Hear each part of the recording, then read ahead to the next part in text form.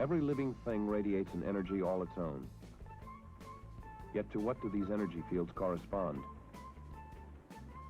Kirlian photographs of plant leaves and flower petals have raised some curious and as yet unanswered questions. Were we just not designed to eat meat? We are not designed to eat meat. What would be the real optimum threat to the well-being of a plant? In fact, the imagery of fire entered my mind, and I not only thought, but I fully intended to burn the very leaf that was being tested with a match. Relying on her affinity for plants, Mrs. Hashimoto looks forward to actual conversation with her cactus. Plants communicate with each other. Of the power of the blood of Christ.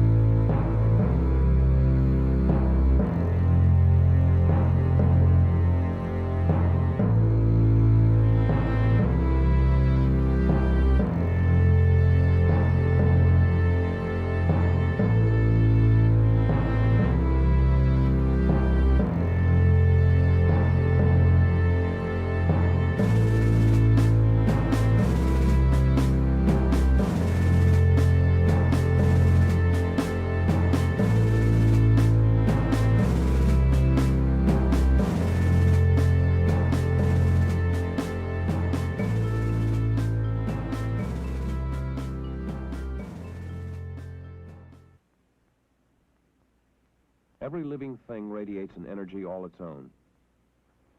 Yet to what do these energy fields correspond? Kirlian photographs of plant leaves and flower petals have raised some curious and as yet unanswered questions. Normally, healthy plants have distinctive, colorful coronas.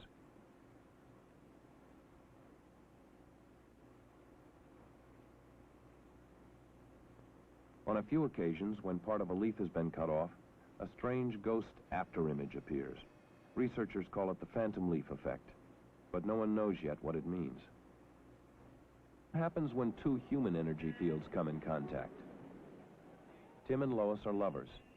Photographed alone, his finger's aura is blue and spiky. Hers is white and softer around the edges. When they touch, their coronas mix and mingle. In contrast, observe this Kirlian photograph of people who are a little angry at each other. And this one, in which the person on the left is extremely hostile. Research has shown that the auras of the strong tend to dominate the weak, as can be seen in this Kirlian family portrait. Mother and father at the top, child at the bottom, rather overwhelmed.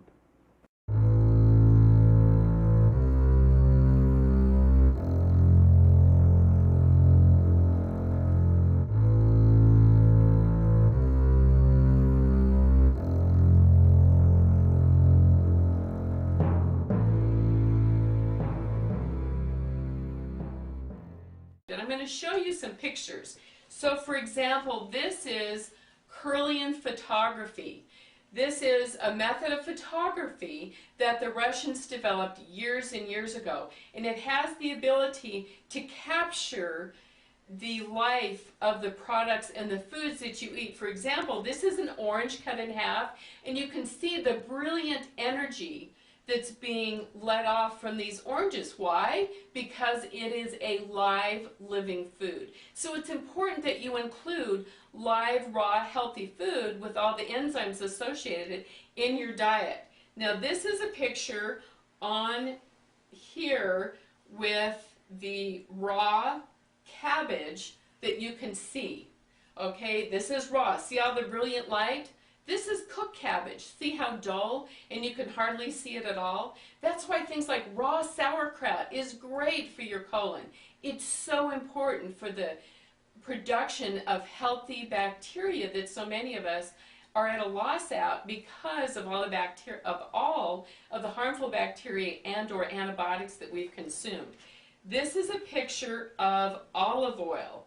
See the bright, beautiful color of olive oil? See this one? This is lard. There's a huge difference between olive oil and the help that it gives your body versus lard. Again, this is muesli. For those of you that know what muesli is, it's a raw grain breakfast cereal that you can make. It's very popular in Europe. And guess what this is? It's cornflakes. You can't even see. You can't even see the cornflakes. It's such a dead, inorganic material. Plus, you're looking at cornflakes made by Kellogg's that's all genetically modified.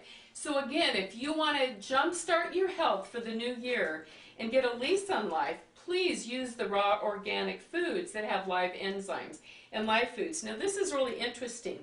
This is a photograph of handprint of a man that eats nothing but, you can't even see his outline of his hands, can you?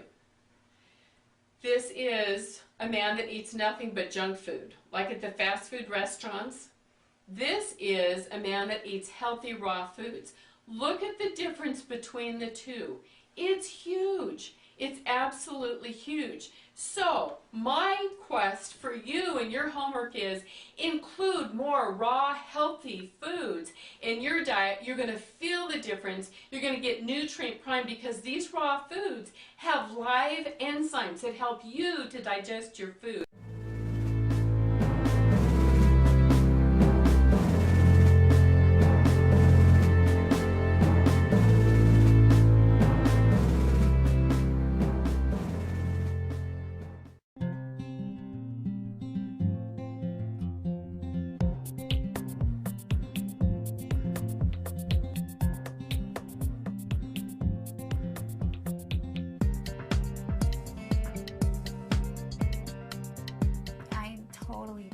What we're doing, and I think it's the most important thing that I can be doing right now. There are so many people who are sick, and if this can help them, people have to know about this. It's fantastic that I get to share this with my family, that we're doing this together, and that we both feel so passionately about it. She was on over 40 different medicines. She had been on methotrexate, and Plaquenil, one of those which nearly destroyed her vision. All the potent anti-inflammatories, the Vioxx and the Celebrex, and was on all sorts of painkillers and all sorts of antibiotics. She had classic steroid toxicity. Her face was the shape of a moon because there's a lot of swelling that occurs in the face. At the age of 16, was diagnosed with juvenile rheumatoid arthritis, and that evolved into a lupus condition, a diagnosis of interstitial cystitis, an autoimmune disorder. Bedridden 4 years. Her mother thought she would never survive. I went to talk to William as a friend and as a doctor about his experience with patients and how they used cannabis. Seeing what the juicing did for me, using it in this form, was so significant. It changed my life.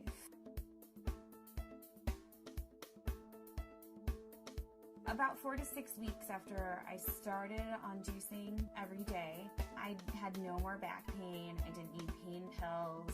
I felt the best I ever had. Here we have something that can really change people's lives.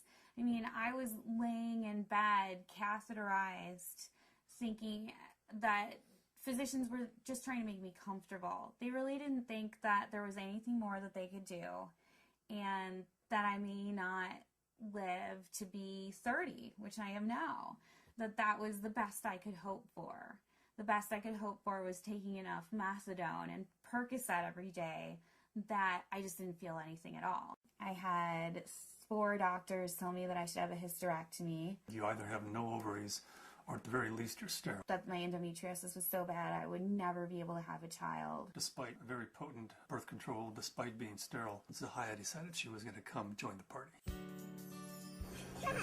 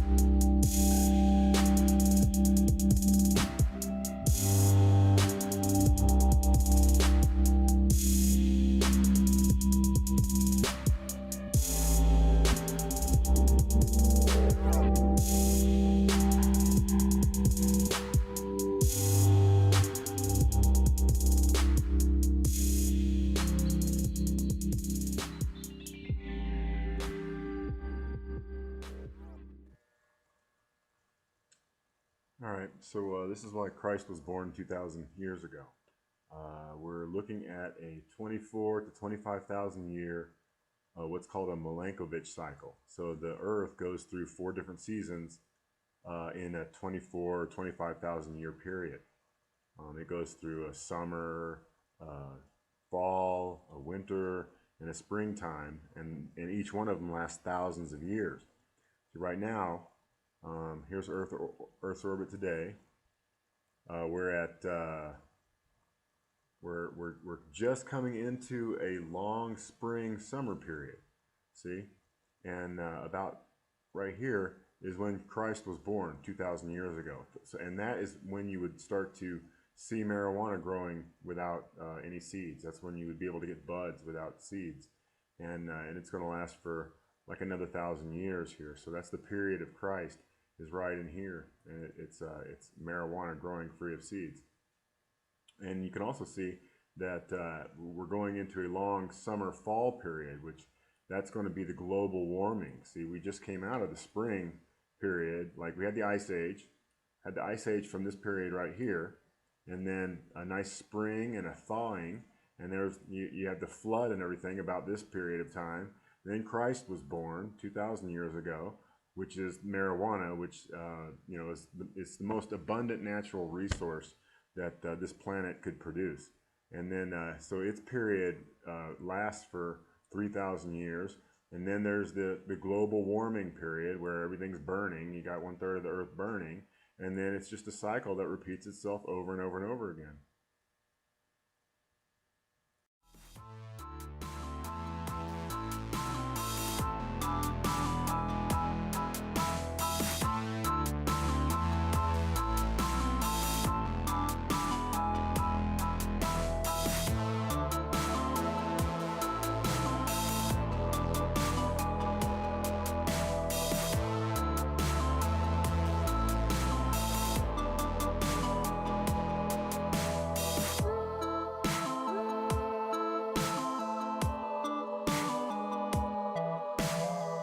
New cells are formed by cell division, in which one cell splits to become 2 cells.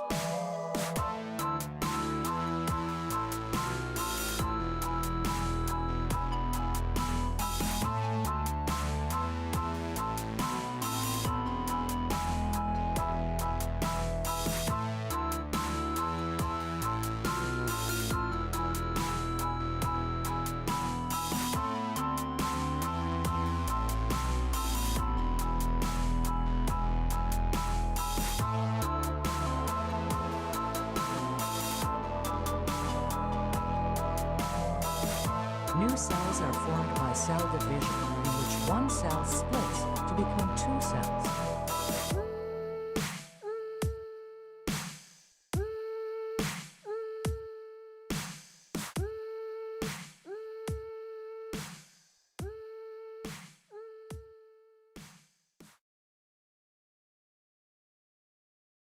Cleve Baxter has earned a reputation as the world's foremost authority on the polygraph. Well, as of February 2nd, 1966, I'd been in the polygraph field full-time for 18 years.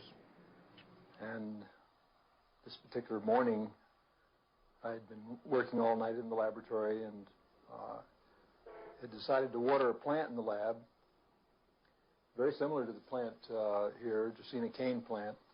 My thought was that as the moisture arrived to the leaf of the plant, the plant should be a better conductor, and I should get a reading on the chart.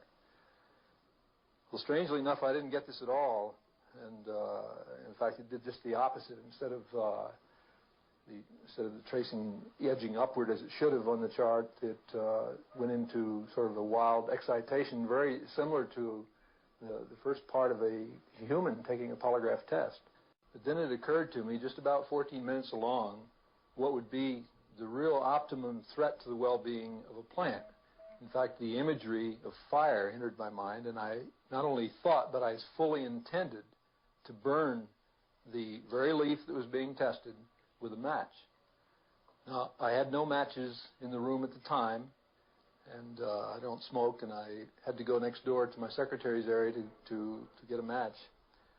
But the interesting thing is that right at the split second that imagery of fire entered my mind, the tracing reflecting the changes in the plant just went right off the top of the page. And the only thing that occurred at that time, no lighting of a match, nothing else, merely the imagery of fire. And I must say that as of 14 minutes along in that initial observation on the morning of February 2nd, 1966, my life just hasn't been the same. Responding to the initial experience, when a plant apparently read his mind, Baxter works nights on his own in his small laboratory.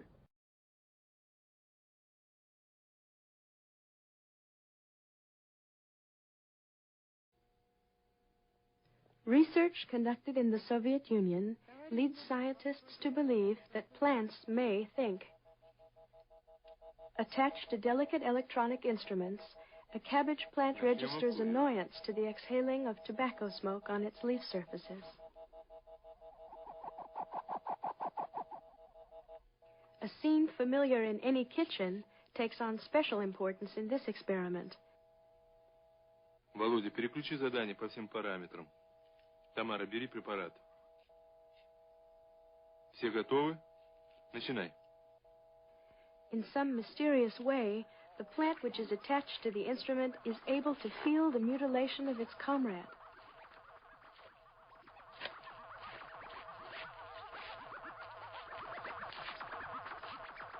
In a more advanced experiment, technicians were asked to pass through a laboratory containing 2 living cabbage plants. One of the subjects has been instructed to destroy the plant which is not attached to the electronic instruments.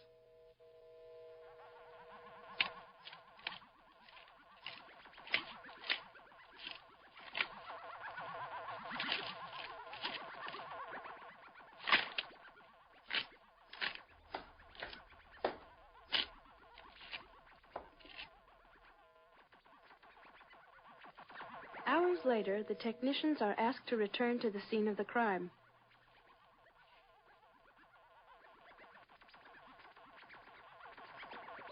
The evidence is clear. The remaining plant has correctly identified the assailant. Ты должна быть сердитой.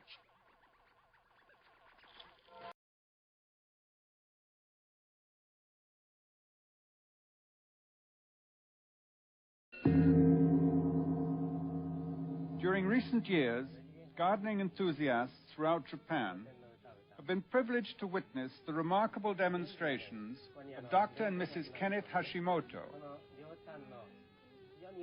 Dr. Hashimoto, Managing Director and Chief of Research for the Fuji Electronic Industries, has constructed special instruments which translate the electrical output of plants into modulated sounds, giving voice to a cactus.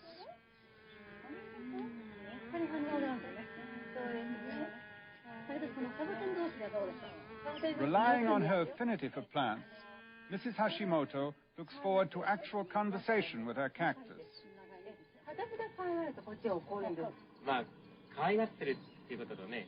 Convinced that it possesses an intelligence, she is determined to teach it the Japanese alphabet.